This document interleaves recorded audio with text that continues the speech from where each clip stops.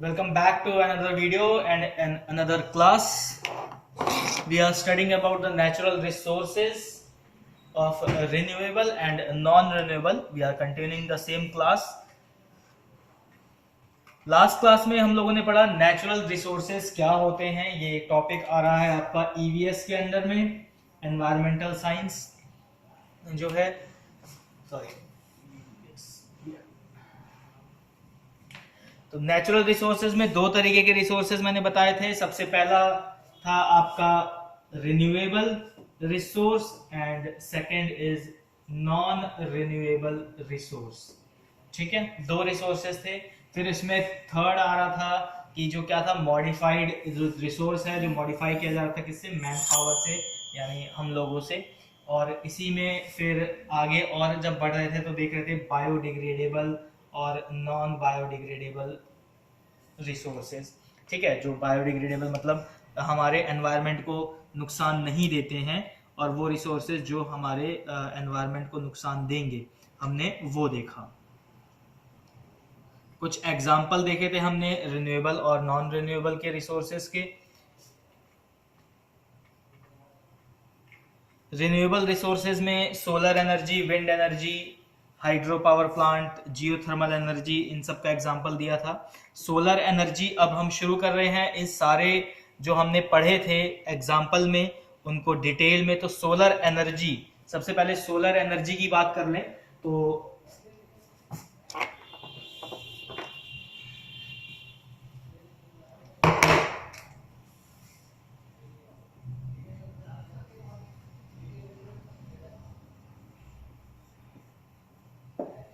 Solar energy क्या है. ये सोलर एनर्जी कुछ बेसिक पता है अंजलि एंड प्रिया?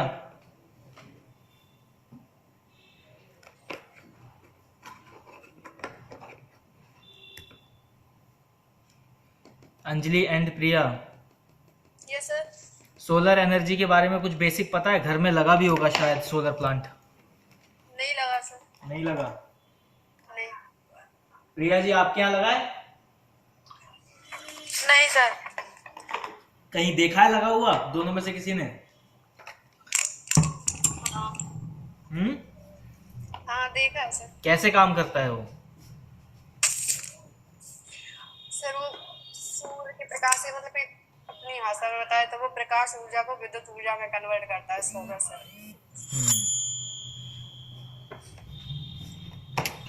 एक फोटोवोल्टिक सेल्स होते हैं, फोटोवोल्टिक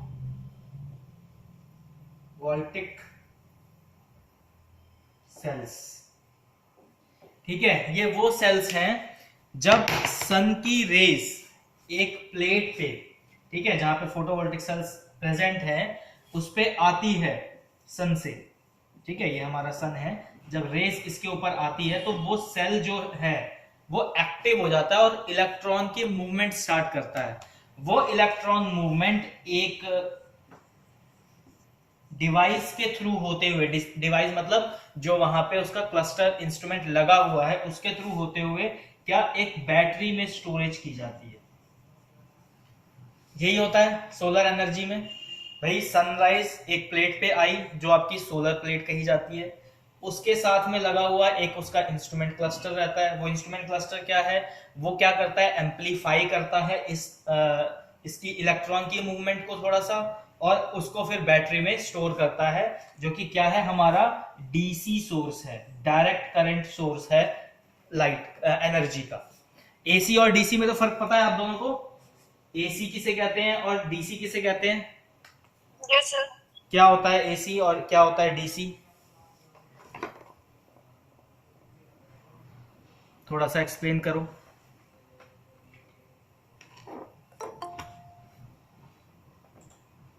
बताइए क्या होता है अल्टरनेटिव करंट और क्या होता है डायरेक्ट करंट? प्रिया पाल.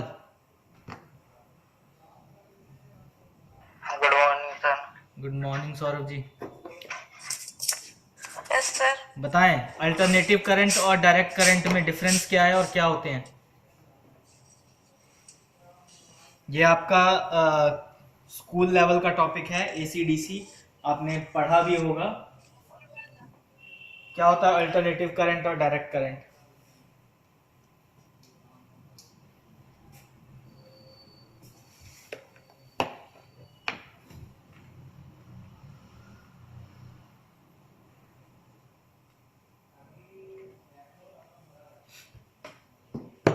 बताओ जी। सर याद नहीं आ रहा, एक बार बता दीजिए। याद नहीं आ रहा है?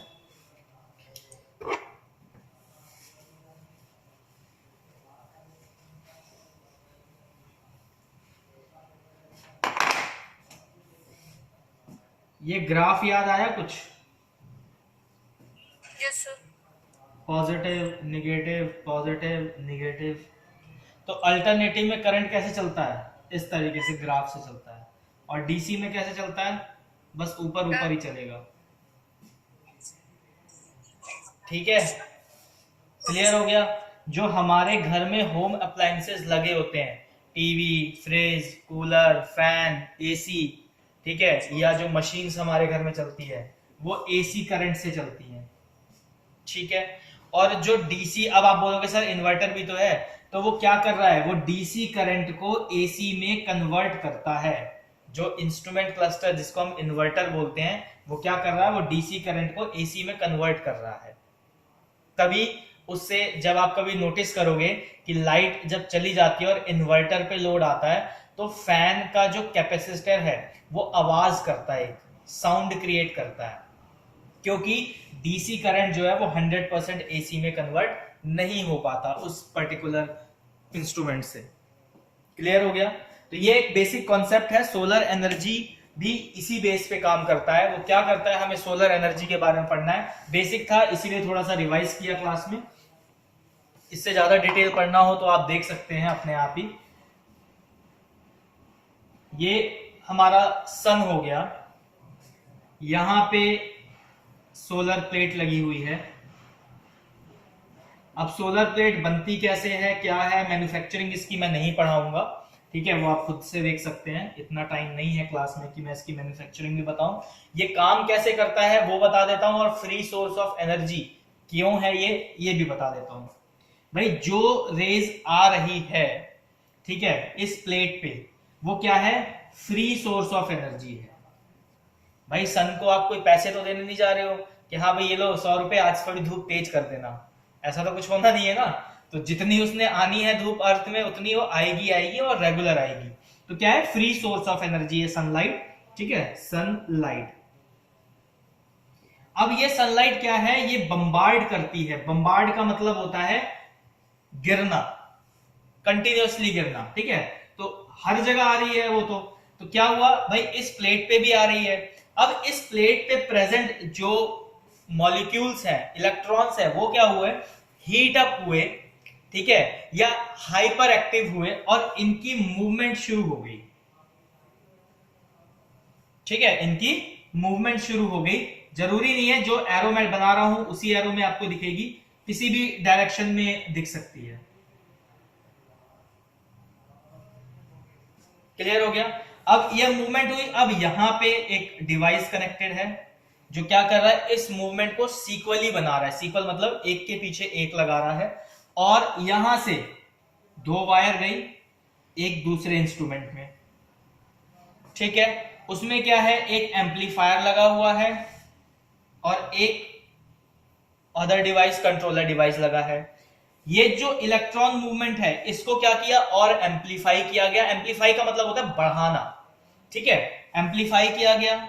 ठीक है, एम्पलीफाई करने के बाद यानी जो लॉस था उसको रिकवर किया गया, और फिर उसको दूसरे एक वायर कनेक्शन से क्या किया? बैटरी में डाल दिया।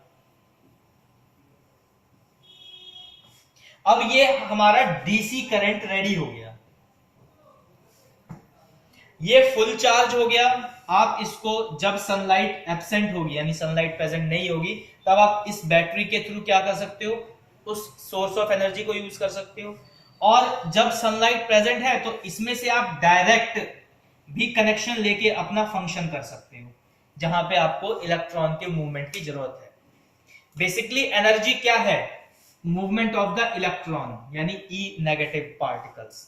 आपको कोई सा भी अगर इलेक्ट्रॉनिक मूवमेंट कराना है तो आपको आइदर एसी या डीसी, डायरेक्ट या इनडायरेक्ट अल्टरनेटिव करंट की जरूरत पड़ेगी ही पड़ेगी।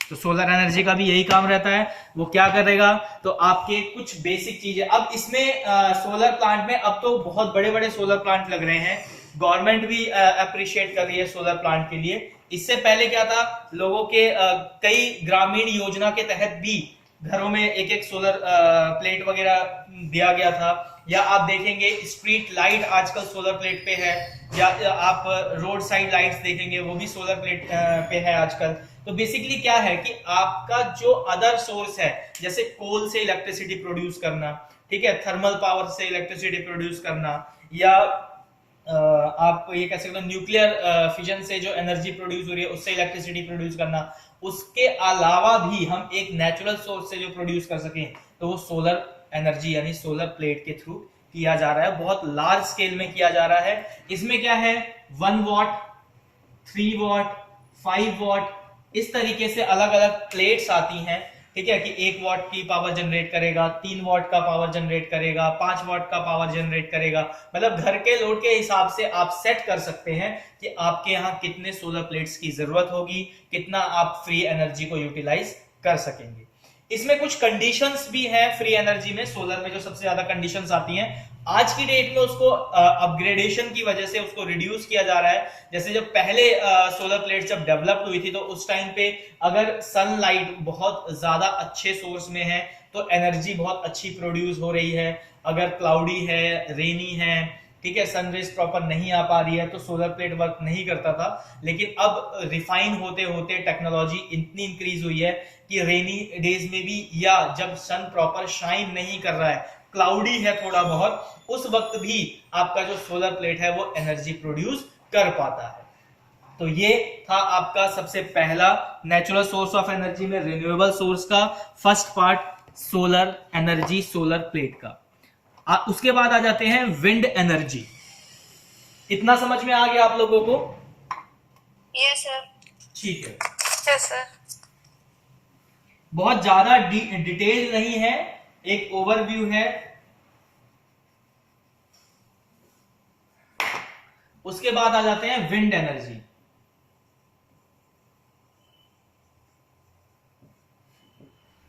अब विंड एनर्जी क्या होती है भाई? हवा तो सबने महसूस की है, देखी है मैं ये नहीं कहूंगा क्योंकि हवा आप देख नहीं सकते। हाँ भाई अंजलि जी, क्या हवा देखी जा सकती है? नहीं सर। बोलते हैं ना, जरा हवा देख के बताना कैसी चल रही है। नहीं। हम भाषा में बोल देते ना, अरे यार हवा देखना कैसी चल रही है, गर्म या ठंडी।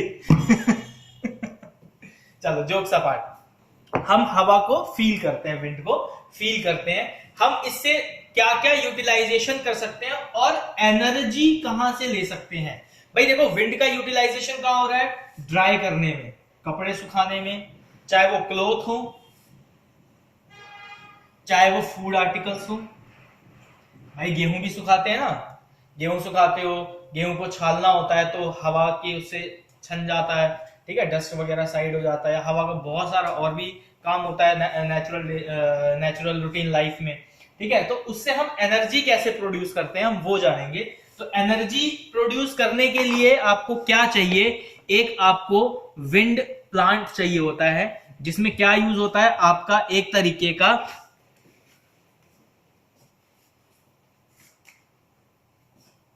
इसको आप एक डायग्रामेटिकली तरीके से समझना।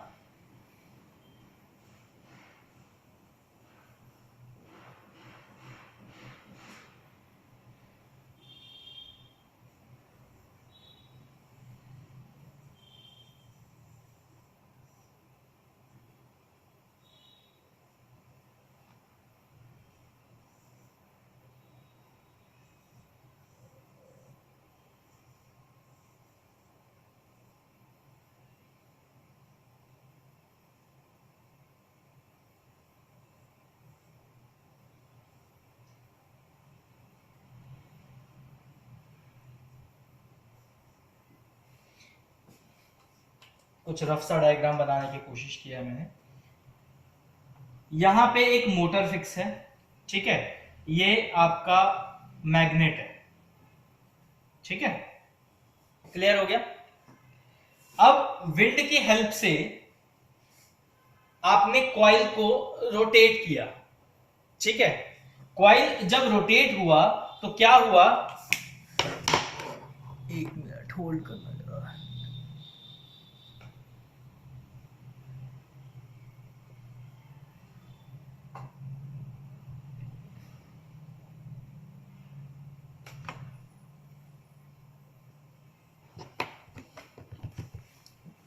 सॉरी। तो अब ये क्या हुआ, यहां से जो मोटर कॉइल कनेक्टेड है उसमें क्या हुआ, इलेक्ट्रिक पास हुआ। कैसे पास हुआ, यहां आपने कॉइल सेट लगा रखा है, सॉरी, ठीक है, ये कॉइल सेट है और ये एक मैग्नेट से अटैच है।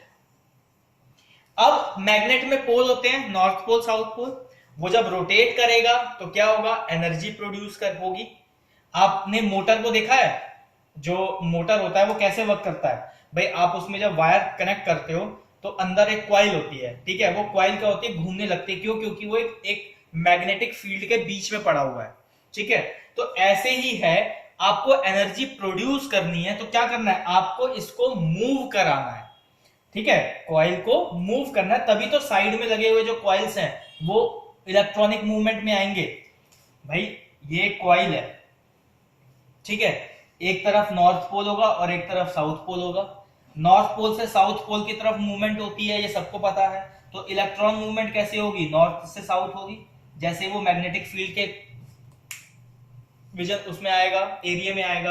तो विंड यानी एक फैन की हेल्प से, अब भाई हवा नेचुरली पूरे अर्थ पे चलती है, हर वक्त मूव कर रही है। विंड ऐसा नहीं है कि एक जगह है तो वहीं स्टैग्नेंट है, उसकी स्पीड होती है, ठीक है। आपने कभी न्यूज में सुना भी होगा 25 किलोमीटर पर आवर की स्पीड चल रही है, ठीक है। 5 किलोमीटर पर आवर से स्पीड विंड की स्पीड चल रही है, 100 किलोमीटर पर आवर की स्पीड से विंड चल रही है, तूफान जिसे हम बोलते हैं, ठीक है।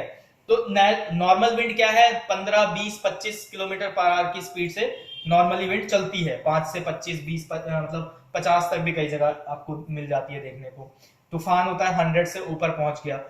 ये कैसे पता लगता है कि भाई स्पीड क्या है, तो आपने कभी नॉर्मली देखा होगा आसमान में एक एरोप्लेन पीछे फॉग करता हुआ जा रहा होता है। बेसिकली वो विंड का प्रेशर नापता है उसके लिए, या और भी कई सारी चीजें हैं उसके लिए भी उसको यूज किया जाता है। एक अलग कॉन्सेप्ट है, बस एक माइंड में रखो कि इसको कैसे पता लगाया जाता है, आइडिया सा। अब विंड जो चल रही है उसने क्या किया, यहां हमने लगा दिए फैन, ठीक है। फैन लगा दिया तो पंखा घूमने लगा, पंखा घूमा तो वो कनेक्टेड है मोटर से, मोटर के अंदर है कॉइल, उसने कॉइल को घुमाया तो इलेक्ट्रॉनिक मूवमेंट चालू हो गई। फिर उस इलेक्ट्रॉनिक मूवमेंट को वायर की हेल्प से हमने क्या किया, एक स्टोरेज में डाल दिया। अब यहां पे बैटरी यूज नहीं होती है, यहां पे बड़े बड़े पावर प्लांट यूज होते हैं, इलेक्ट्रिक पावर प्लांट यूज किए जाते हैं। सोलर प्लेट में अगर आपने बहुत बड़ा सोलर प्लांट लगाया है तो वहां पे भी पावर प्लांट लगते हैं, वहां बैटरी में स्टोरेज नहीं किया जाता है, ठीक है। तो यहां क्या किया आपने, एक पावर प्लांट में स्टोर किया, ठीक है। उसका एक कंस्ट्रक्शन का एक अलग क्राइटेरिया है, ठीक है, डिटेल स्टडी है बहुत ज्यादा, तो हमें बस ओवरव्यू पढ़ना है तो ओवरव्यू में ही बता रहा हूं मैं। तो क्या किया, एक पावर प्लांट में स्टोर किया। फिर वहां पे ट्रांसफार्मर आपने ट्रांसफार्मर देखे होंगे भाई, हर गांव, हर शहर, हर मोहल्ले में एक ट्रांसफार्मर होता है। ट्रांसफार्मर का क्या काम होता है, तो ट्रांसफार्मर का काम होता है कि जो लॉस हो रहा है एक जगह से दूसरे जगह को इलेक्ट्रिसिटी पहुंचाने में, उसको रिकवर करता रहे, उसको बचाता रहे, उसको एम्पलीफाई करता रहे, ठीक है। तो जगह जगह ट्रांसफार्मर्स लगे रहते हैं, बड़े बड़े पावर प्लांट लगे रहते हैं, और वायर के थ्रू आपने देखा बड़े बड़े केजेस वायर लगे होते हैं इस तरीके से कुछ प्लांट्स देखे होंगे आपने लगे हुए, वायर्स जा रहे होते हैं बड़ी बड़ी एंटीना से, ठीक है। तो इससे क्या होता है, इलेक्ट्रिसिटी एक शहर से दूसरे शहर ट्रांसफर की जाती है, कौन सी, विंड।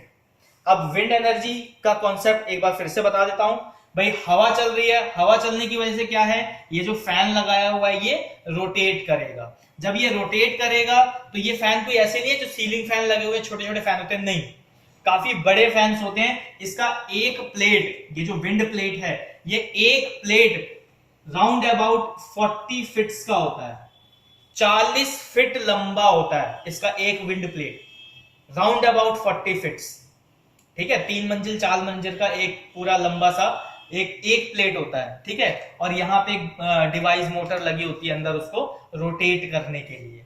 ठीक, तो विंड एनर्जी का यूटिलाइजेशन ऐसे किया जाता है। अब कहां कहां है, तो जहां पे विंड फ्लो सबसे ज्यादा होता है वहां पे इसको स्टैब्लिश किया जाता है। नॉर्मल प्लेन एरिया में इसको स्टैब्लिश नहीं किया जाता, ये ज्यादातर स्टैब्लिश होता है जहां पे विंड की मूवमेंट कंटिन्यूअसली ज्यादा होती है वहां पे। अब वहां कैसे किया जाता है, तो वहां पे जो हमारे एनवायरमेंटल स्पेशलिस्ट्स हैं वो देखते हैं कि हाँ भाई पर्टिकुलर यहाँ पे क्या है, एटमॉस्फेयर हर वक्त चेंज होता है, यहाँ पे विंड प्रेशर ज्यादा है, तो वहां पे जगह देख के और इस प्लांट को एस्टेब्लिश किया जाता है। ठीक है, अगर मैं इसकी बात करूं तो ये काइनेटिक एनर्जी को मॉलिक्यूलर पावर एनर्जी में ट्रांसफर करता है। काइनेटिक एनर्जी का मतलब हो गया जो आपकी विंड से काइनेटिक एनर्जी आ रही है उसको क्या कर रहा है, इलेक्ट्रॉनिकली मूव, यानी सेम चीज हो रही है। सोलर प्लांट में भी क्या हो रहा था, इलेक्ट्रॉन की मूवमेंट हो रही थी, एंड में आके इसको भी इलेक्ट्रॉन की मूवमेंट ही करा रहे हैं। क्लियर हुआ? हाँ जी, इतना क्लियर हुआ? Yes sir. टरबाइन, सर हाँ क्या चीज, कुछ कह रहे हो प्रिया? नहीं सर। ठीक है, तो विंड एनर्जी में इतना ही था। देखो कोई सी भी सोर्स ऑफ नेचुरल एनर्जी होगी ना, लास्ट में इलेक्ट्रॉन मूवमेंट ही आपको नजर आएगी। ठीक है, सोलर एनर्जी में भी आपको लास्ट में इलेक्ट्रॉन मूवमेंट नजर आई, विंड में भी आपको इलेक्ट्रॉन मूवमेंट, क्योंकि क्या है, इलेक्ट्रॉन मूवमेंट से ही हमारी सारी इलेक्ट्रिसिटी चल रही है। ठीक, तो उसके बाद आते हैं हाइड्रो पावर प्लांट। इसमें आपको ओवरव्यू पढ़ना है, अगर आपको डिटेल स्टडी चाहिए तो आपके लिए मैं वीडियो देखूंगा, डाल दूंगा चैनल पे, हर एक की डिटेल, या आपको मिल भी जाएगा, आप सर्च कर सकते हो।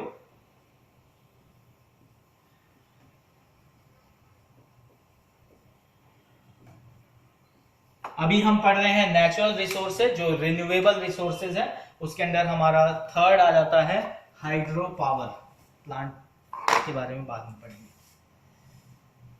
तो हाइड्रो पावर, हाइड्रो मतलब क्या होता है, कोई बता सकता है what is the meaning of hydro? हाँ जी, कौन कौन है क्लास में? अंजलि, प्रिया एंड आशा, बताएं what is the meaning of hydro?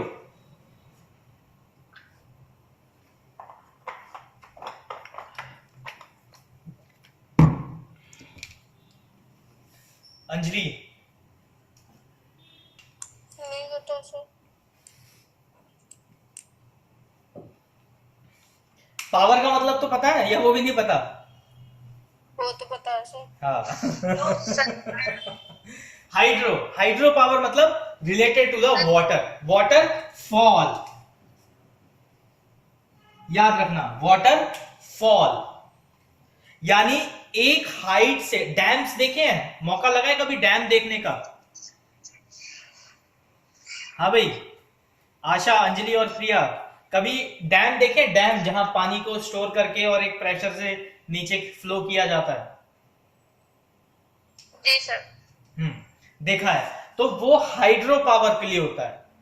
क्या होता है, डायग्रामेटिकली समझो इस चीज को, इसमें भी आपकी इलेक्ट्रॉन मूवमेंट कराई जा रही है। इसमें कुछ कुछ कॉन्सेप्ट जो है ना वो विंड एनर्जी से लिया हुआ है।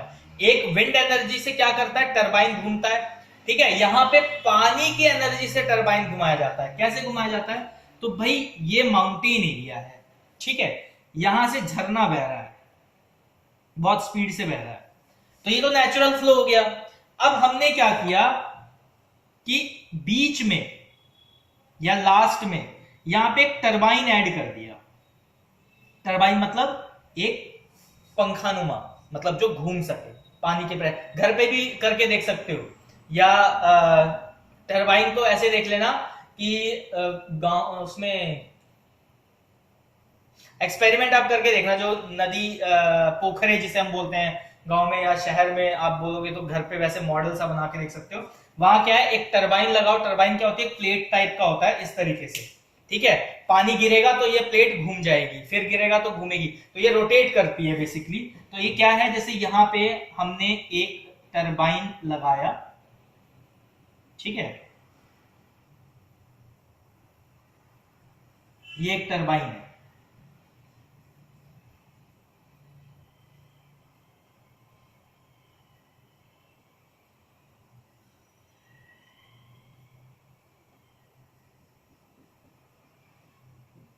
ठीक, और ये मूव कर रहा है पानी के प्रेशर की वजह से, और ये कनेक्टेड है अगेन एक मोटर से।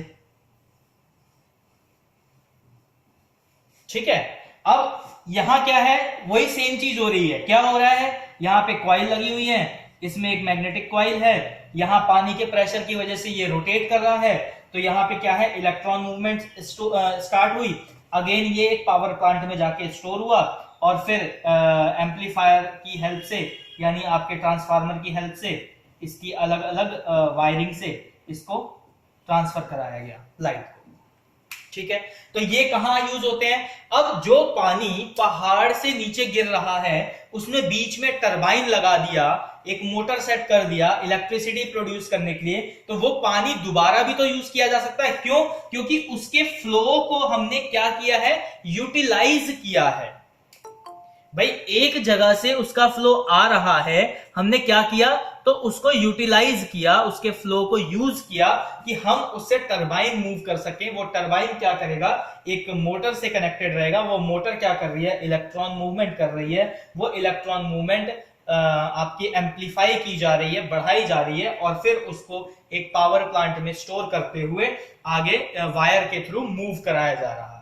सेम चीज ही हो रही है जैसे विंड एनर्जी में हुआ था, उसमें भी क्या था, टरबाइन घूम रहा था हवा की हेल्प से।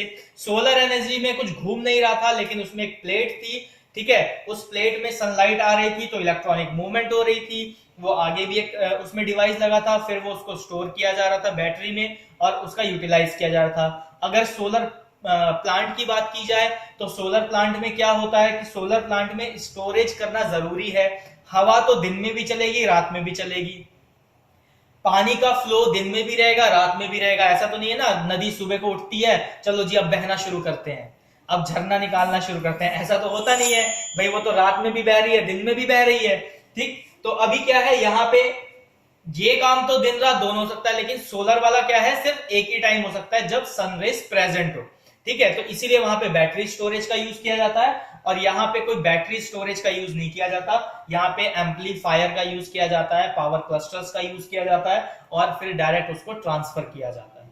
ठीक है, और ये एक एक दो दो मोटर नहीं लगे होते, डजन्स में मोटर लगी होती है, बहुत बड़ी बड़ी होती हैं, जो 1000 वॉट, 2000 वॉट, 22000 वॉट इस तरीके की इलेक्ट्रिसिटी प्रोड्यूस करती है। तो हाइड्रो पावर में क्या है, वाटर मेन आपका सोर्स है, वाटर।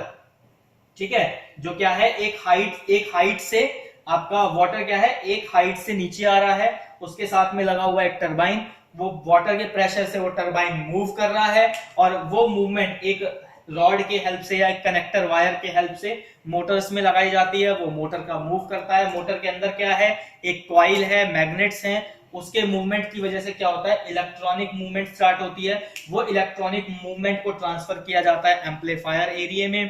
ठीक है, जहां पे पावर प्लांट क्लस्टर्स लगे होते हैं बहुत सारे, वो क्या करते हैं, एम्पलीफाई करते हैं, बढ़ाते हैं उस मूवमेंट को, एक बल्क में स्टोर करते हैं, और फिर उसको वायर के हेल्प से अलग अलग सिटीज, अलग अलग जगह पे सप्लाई किया जाता है। तो ये एक आपका था नंबर 3 पे हाइड्रो पावर का।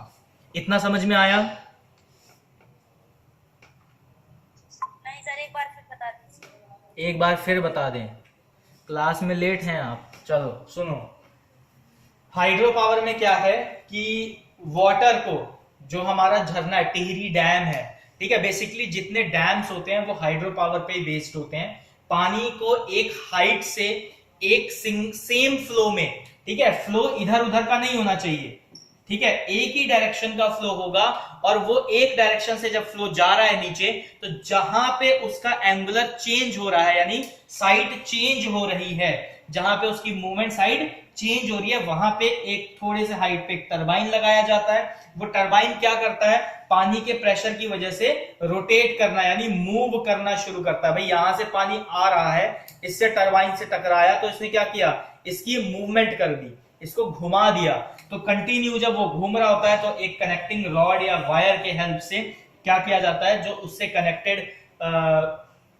अदर टरबाइंस हैं उसको घुमाया जा रहा है, या जो मोटर है उसको घुमाई जा रही है। वो मोटर बेसिकली, मोटर का मैं इसलिए सिंपल वर्ड यूज कर रहा हूं कि आप समझ पाओ, ठीक है। इसके अंदर क्या लगा हुआ है, तो इसके अंदर एक कॉइल है, मैग्नेट है, वो क्या कर रहा है, इलेक्ट्रॉन मूवमेंट को मतलब इलेक्ट्रॉनिक मूवमेंट करा रहा है, किसकी वजह से, रोटेट होने की वजह से, ठीक है। इसका बेस्ट एग्जांपल है जब आप एक छोटा मोटर इलेक्ट्रिसिटी से कनेक्ट करते हो तो क्या होता है, वो मैग्नेट के बीच में कॉइल रहती है, वो रोटेट करना शुरू कर देती है, ठीक है। क्यों, क्योंकि उसमें इलेक्ट्रिक करंट, एसी करंट आ रहा है या डीसी करंट आ रहा है, ठीक है।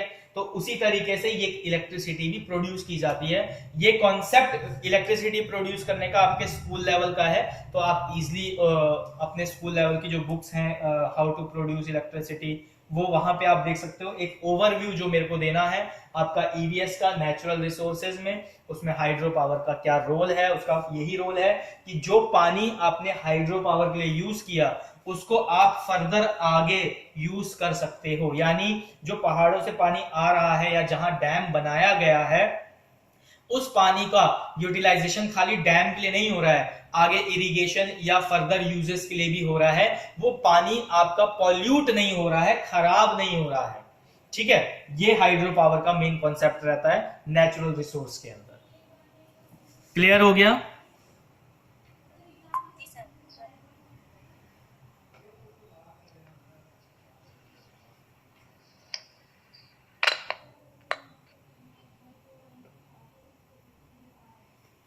अब आ जाते हैं जियोथर्मल एनर्जी।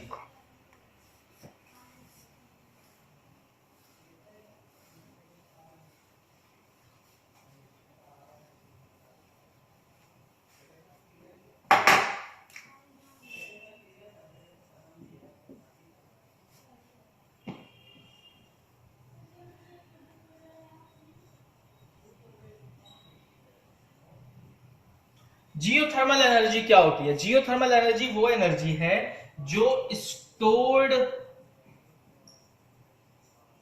प्रोडक्ट्स हैं अर्थ क्रस्ट में,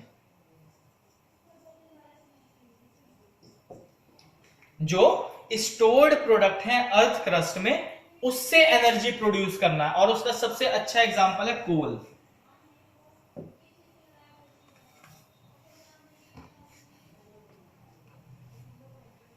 क्लियर हुआ कुछ?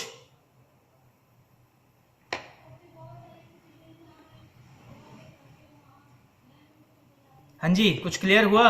अंजलि, प्रिया, आशा? नहीं सर। नहीं हुआ। कोयला देखा है सबने? Yes sir. कोयला देखा है। कहां से आता है कोयला?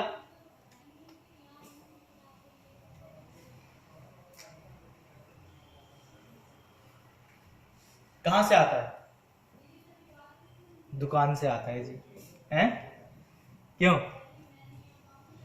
दुकान से आता है? नहीं सर। दुकान से नहीं आता। कहां से आता है फिर? सर वो जमीन जमीन में। जमीन के नीचे, यानी अर्थ क्रस्ट, उसे बोलते हैं अर्थ क्रस्ट, ठीक है।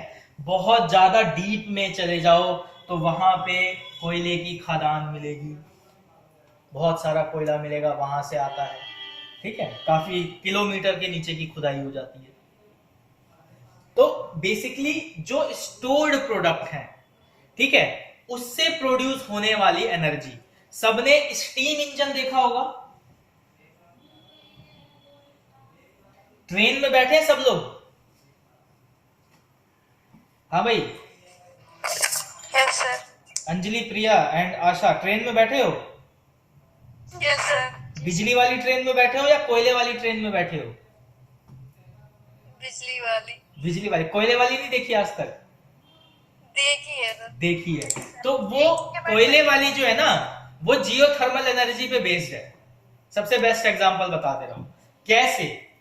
भाई हीट एनर्जी से कोयला क्या करता है? हीट एनर्जी प्रोड्यूस करता है। सबसे ज्यादा हीट एनर्जी प्रोड्यूस करने वाला प्रोडक्ट है कोयला, ठीक है, जिसे ब्लैक डायमंड भी कहा जाता है एक तरीके से।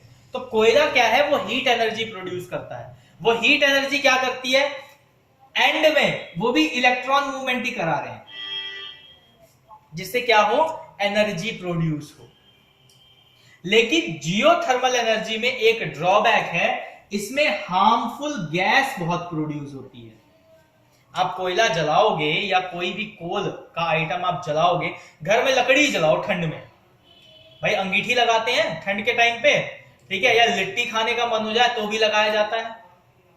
गैस पे तो लिट्टी पकती नहीं है, कोयला ही जलाया जाएगा या लकड़ियां जलाई जाती हैं, ठीक है, या उपले बोलते हैं, कंडे बोलते हैं कई लोग, गोबर का जो बनाया जाता है गांव में। तो वो क्या है, वो एक तरीके से हीट एनर्जी के लिए है, ठीक है, लेकिन क्या कर रहा है, साथ ही साथ में आपका हार्मफुल गैस भी प्रोड्यूस कर रहा है। और वो क्या है, एनवायरमेंट को नुकसान देने वाली गैस है। भाई 4 घर के मिलके बनाएंगे तो कुछ नहीं होगा ना, लेकिन अगर पूरी दुनिया बनाना शुरू कर दे, दिवाली में इंडिया के ऊपर जो क्लाउड फॉर्मेशन होता है, अब तो खैर नासा ने रिपोर्ट निकालना शुरू कर दी है, दिवाली की रात को इतना पॉल्यूशन होता है कि अगले दिन सैटेलाइट से इंडिया दिखता नहीं है प्रॉपरली, खाली क्लाउड दिख रहा होता है। क्लाउड किसका, स्मोग का, धुएं का, ठीक है। तो धुआं जो प्रोड्यूस हुआ, स्मोक जो प्रोड्यूस हुआ, वो क्या है, नेचुरली हम लोगों के लिए हार्मफुल है। भाई हम स्मोक को इनहेल करके, और हमारी बॉडी एनर्जी प्रोड्यूस नहीं कर सकती, उसको फ्रेश ऑक्सीजन चाहिए। हमारी बॉडी में मेटाबॉलिक रिएक्शन करने के लिए जो गैस रिक्वायर्ड है वो है फ्रेश ऑक्सीजन। जियोथर्मल क्या है, ये इसी तरीके का है जो आपका कोल क्रस्ट है, ठीक है, वहां से निकले हुए फिक्स प्रोडक्ट से आपका एनर्जी प्रोड्यूस करने का स्रोत, ठीक है।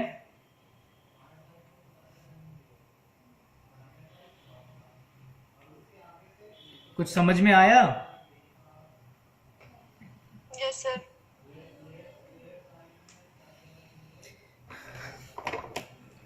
अब आते हैं non renewable resources.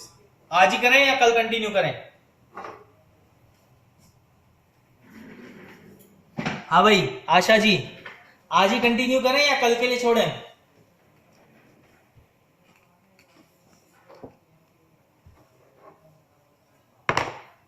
Anjali, yes sir. Topic non renewable का आज ही शुरू करें या कल के लिए छोड़ें? सर कर दो शुरू। कर दें शुरू, ओके। इधर से प्रिया, यस सर। कंटिन्यू करना है? सर करो कंटिन्यू। आशा, कंटिन्यू करना है? रानी, रानी जी कंटिन्यू करना है या नहीं? आवाज ही नहीं आ रही है रानी। हाँ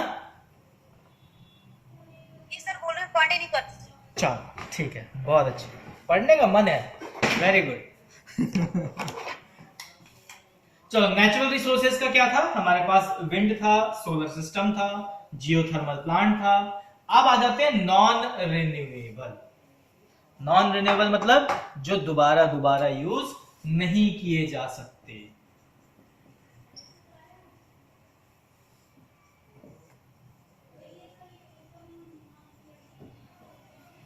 अब नॉन रिन्यूएबल में क्या थे, हमारे ऑयल थे, नेचुरल गैसेस थी, कोल था, ठीक है। कोल एक क्या है, नॉन रिन्यूएबल रिसोर्सेज में आता है, मतलब एक बार यूज कर लिया तो दोबारा यूज नहीं किया जा सकता, ठीक। उसके बाद क्या है आपका नेचुरल रिसोर्सेज, अदर मिनरल्स हैं। अब ऑयल की बात करें तो क्या है ऑयल, भाई आपके बहुत सारे ऑयल्स हैं। नेचुरल ऑयल में क्रूड ऑयल सबसे बड़ा एक नेचुरल ऑयल है, जिससे आपको वैसलीन मिलता है, डीजल मिलता है, पेट्रोल मिलता है, अदर फॉसिल फ्यूल्स मिलते हैं, ठीक है। तो ये कहां से है, तो ये समुद्र, सी बेड से निकाला जाता है। सी बेड कहां बोलते हैं, तो भाई ये समुद्र है, ठीक है, ये उसके नीचे की जमीन है। अब यहाँ पे गड्ढा किया जाता है, ये जमीन तक जाता है, इस जमीन में भी गड्ढा होता है, तो यहाँ पे कहीं वो ऑयल मिलता है सी बेड के अंदर। आपने डायग्राम में देखा भी होगा कि समुद्र के ऊपर एक प्लांट लगाया हुआ है जो पानी में तैरता रहता है हमेशा, और एक पाइप के थ्रू ड्रिलिंग करी रहती है, वहां से वो क्या है, जो ऑयल है उसको निकाला जा रहा होता है कंटिन्यूसली, और फिर उसको क्या किया जाता है, फिल्टर किया जाता है। दिक्कत क्या आती है इसमें, इसमें भी गैस प्रोड्यूस होती है। इसमें क्या होता है कि इसमें जो गैस प्रोड्यूस होती है वो फ्लेमेबल गैस होती है, यानी बर्न होने वाली गैस होती है। तो इसीलिए उसके ऊपर आपने देखा होगा हमेशा एक ऐसी चिमनी होती है जहां से आग निकल रही होती है, या ऐसी गैसेस होती हैं जो हार्मफुल होती हैं, तो उसको बर्न किया जाता है कि भाई उसके जो मॉलिक्यूल है वो मैक्सिमम से मैक्सिमम एनर्जी लेस बर्न हो जाए, न्यूट्रल हो जाए, जिससे वो एनवायरनमेंट को इफेक्ट ना करे।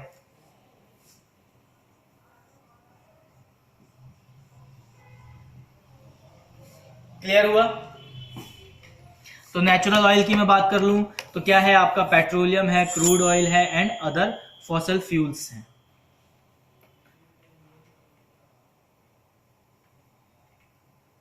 कोल की अगेन कोयला एक बार निकाल लिया, जल गया, दोबारा से यूज नहीं होगा, ठीक है। और इंडिया में कोल की खदानें हैं, अभी आप लोगों ने न्यूज में भी सुना होगा, प्राइवेटाइज हुई हैं बहुत सारी, गवर्नमेंट कोल की जो खदानें हैं वो प्राइवेटाइज हो गई हैं, ठीक है, जिसमें से 94 से 95% जो है वो कार्बन प्रोड्यूस करता है कोल, ठीक है। और वो क्या है, हमारे एनवायरनमेंट के लिए भी हार्मफुल है एज वेल एज हमारे बॉडी के लिए भी हार्मफुल है, लेकिन एक अच्छा सोर्स है एनर्जी का, इसीलिए गवर्नमेंट के पास अभी तक कोई सब्स्टिट्यूट नहीं आया है।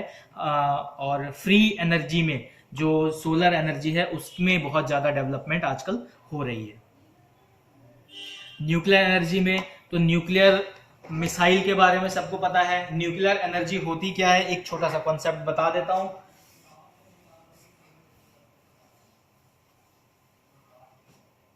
इसको ऐसे समझ लो कि एक मॉलिक्यूल ये है और दूसरा मॉलिक्यूल ये है, ठीक है।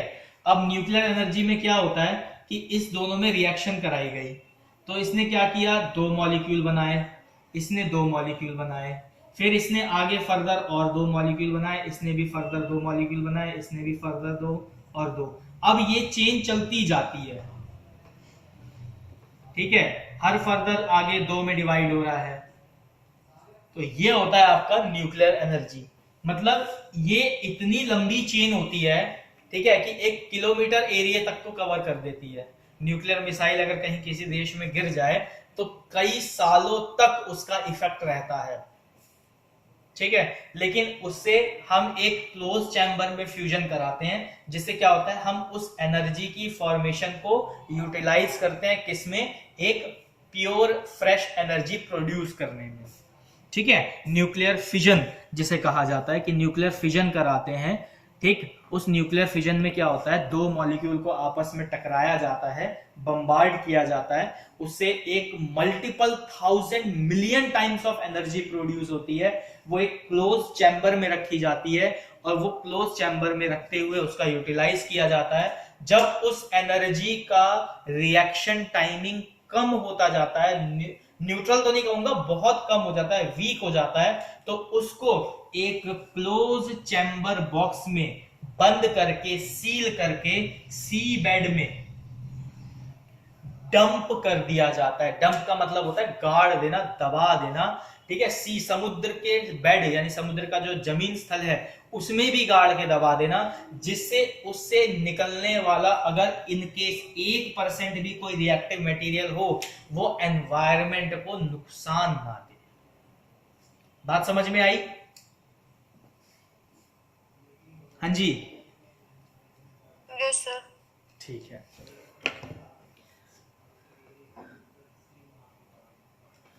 अब ये तो समझ में आ गया रिन्यूएबल और नॉन रिन्यूएबल का, ज्यादा लंबा नहीं है, डिटेल में नहीं है, छोटा सा ही पार्ट था। अब नेचुरल रिसोर्सेस को हम कैसे बढ़ावा दे सकते हैं, कोई बता सकता है? रानी, हम नेचुरल रिसोर्सेस को कैसे बढ़ावा दे सकते हैं?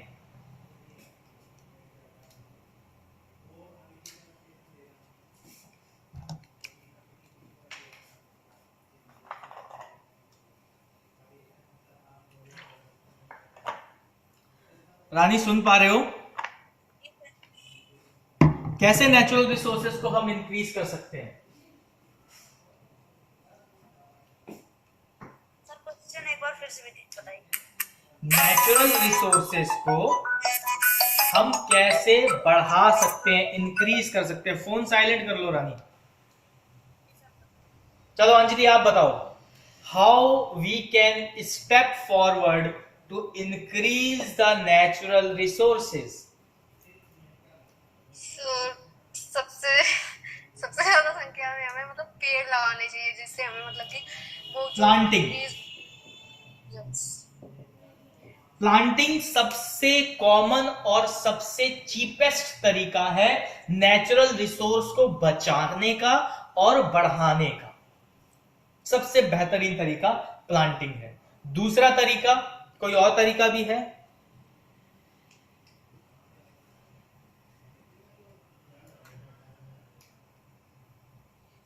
हाँ जी, कोई और तरीका है? आशा, प्रिया,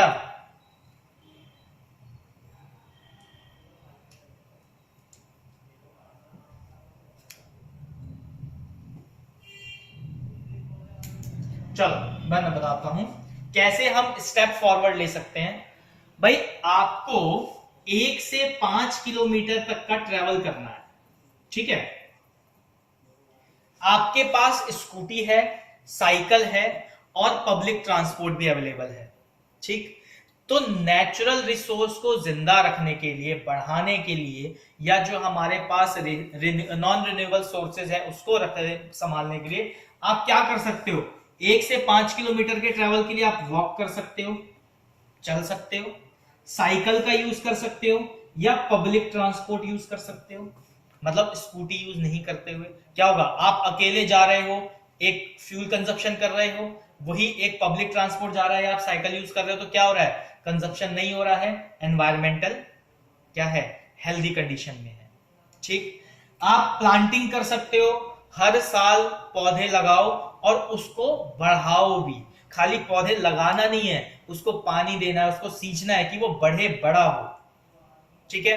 प्लांटिंग कर सकते हो। कहीं आपको ओपन एरिया दिखता है जहां पे आपको लगता है कि यहां प्लांटिंग की जा सकती है, रोड साइड्स हैं वहां प्लांटिंग की जा सकती है, या आपके घर में ओपन एरिया है वहां प्लांटिंग की जा सकती है, रूफ एरिया है वहां प्लांटिंग की जा सकती है, तो मैक्सिमम प्लांटिंग कीजिए, ठीक है? जो सोर्सेज हैं, सपोज आपको सिंपल सा एग्जांपल दे देता हूं भाई, फ्रेश वाटर, ठीक है? ग्राउंड लेवल का है, ग्राउंड लेवल पे हमें क्या मिलता है? फ्रेश वाटर मिलता है, लिमिटेड होता जा रहा है दिन पर दिन। तो फ्रेश वाटर को क्या करना है? तभी यूज करो जब आपकी नीड हो। आप गए ब्रश करने, टैप खोल के छोड़ दिया, वाटर वेस्ट हो रहा है, वो नहीं करना है, ठीक है? या आप टेंपल में जाते हो, आपने कई टेंपल में देखा होगा जहां पे पानी गटर में जा रहा है। आप शिवलिंग पे पानी डालते हो ना, 24 घंटे पानी चल रहा होता है, और वो पानी पता लगा सीवेज में जा रहा है, तो वो क्या है? वो वेस्टेज है। अगर वो पानी किसी ओपन लैंड में जा रहा है तो फिर भी वो सॉइल क्या है? उसको एब्जॉर्ब कर रहा है, वहां पे वो फिल्टर होके वापस ग्राउंड लेवल को अपडेट कर रहा है, तो वो तो ठीक है। लेकिन वही अगर सीवेज में जा रहा है, गंदे पानी के साथ मिक्स हो रहा है, तो वो क्या है? यूजलेस है। तो आप उसको एक तरीके से अवॉइड कर सकते हो, लोगों को इसमें जागरूक कर सकते हो कि भाई इस तरीके से ना किया जाए। तीसरा क्या कर सकते हो आप कि भाई आपको अपडेट्स रखने हैं। किस चीज के अपडेट रखने हैं? तो आपके आसपास में जो फैक्ट्रीज हैं, जो इंडस्ट्रीज हैं, वहां पे उन्होंने क्या तो फिल्टर प्लांट लगाया है या नहीं लगाया है? भाई कोई कंपनी, डाइंग कंपनी है, डाई मतलब जो कपड़े पे कलर करती है, ठीक है? उसका जो वाटर वेस्ट निकल रहा है, क्या उसने वाटर ट्रीटमेंट प्लांट वहां पे एस्टेब्लिश किया है वेस्ट करने से पहले या नहीं किया है? वो देखो। नहीं किया है तो आप आरटीआई कंप्लेंट डाल सकते हो, लोगों को जागरूक कर सकते हो, वहां का जो ऑनर है उनसे बात कर सकते हो कि सर आप एनवायरमेंट को बहुत हार्म कर रहे हैं, ये हमारे लिए, आने वाले हमारे जनरेशन के लिए नुकसानदायक होगा। वहां पे आप एक स्टेप फॉरवर्ड ले सकते हैं, ठीक है? जो क्रैकरिंग वाली कंपनीज हैं, या जो ऐसी कंपनी है जो जहां से एयर पोल्यूशन हो रहा है, तो उन्होंने एयर फिल्टर प्लांट लगाया है कि नहीं लगाया है? जो धुआं उनके चिमनी से निकल रहा है वो ट्रीट होके फिल्टर होके निकल रहा है कि नहीं निकल रहा है? आप ये देख सकते हो। अगर